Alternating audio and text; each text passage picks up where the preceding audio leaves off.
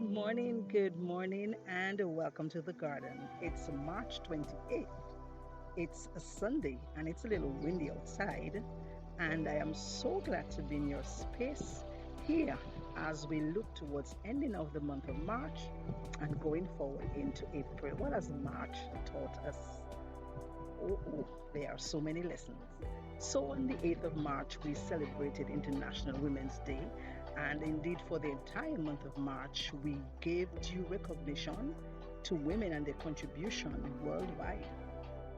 A year ago, in the region, we were shocked and brought to our knees by the onslaught of COVID 19, and we were so unceremoniously huddled into our homes.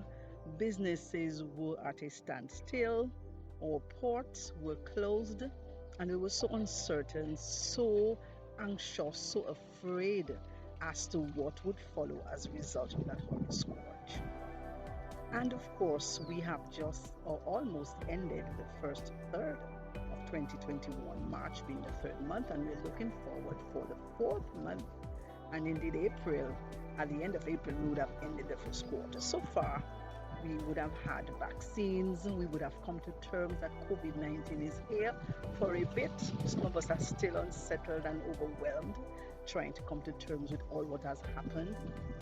And as we look forward, I think I'd just like to give four very important points to take us through March and to even give us something to reflect about.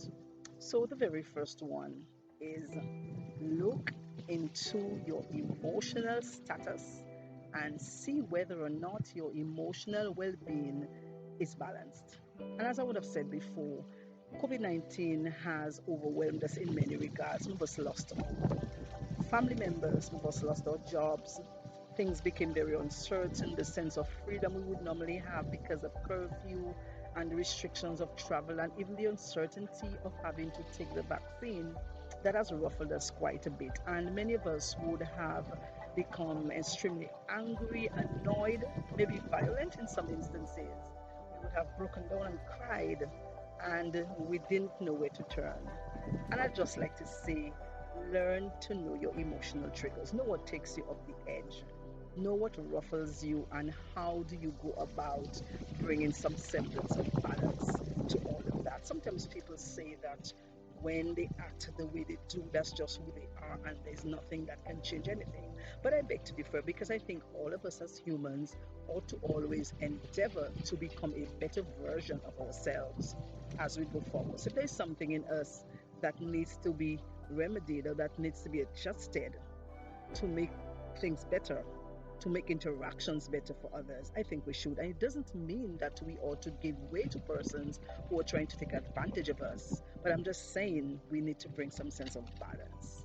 And the second thing I'd like to say is be kind. I can't overemphasize the importance of being kind. I like to say be kind, be kind, be kind. Many times we don't know what persons are going through, and it's important to be kind. But even if we don't know what they're going through, it's a basic human characteristic to be kind to people, not to allow yourself to be duped, but to be kind. And of course, along with being kind, we ought to endeavor to be humble as well. Not to the point of being a doormat, of course, but to not constantly portray a haughtiness and arrogance as if we're better than people.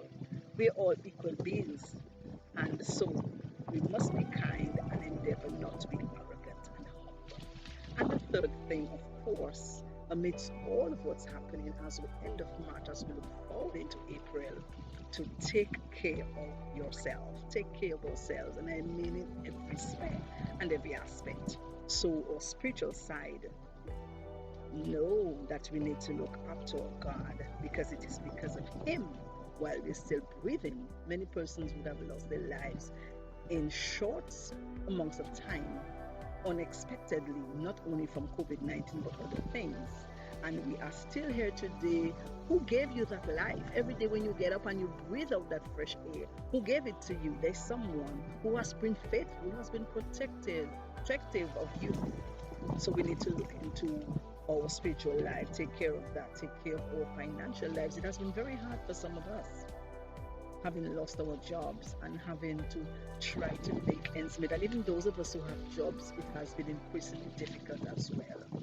One of my earlier posts I made last year spoke about what have you got in your hands? What do you have in your hands that can create some more wealth for you, some more another means of income, something that you can use for your advantage and also to enable you to get by financially. We are creative beings. This COVID-19 have taught us. Many of us saw ourselves coming out of our shells, bringing forth so many things we didn't know or we knew but weren't looking at all along. And then we have our physical side. I like to say it well. Of course, there are a few times when we take a little junk food, and that's okay. We have a little craving, that's fine. But generally speaking, take care of yourself. Eat well, eat healthily, drink lots of water, exercise, whatever form that you're comfortable with. I enjoy walking, and from time to time I do that. You may have something else that you like to do. Get enough sleep, and you take care of yourself otherwise, as well as bringing some balance as to get some recreation. So we can't be a dull person, so we have to have some form of recreation to take care of ourselves, whether it's music, writing, whatever means that you choose to do.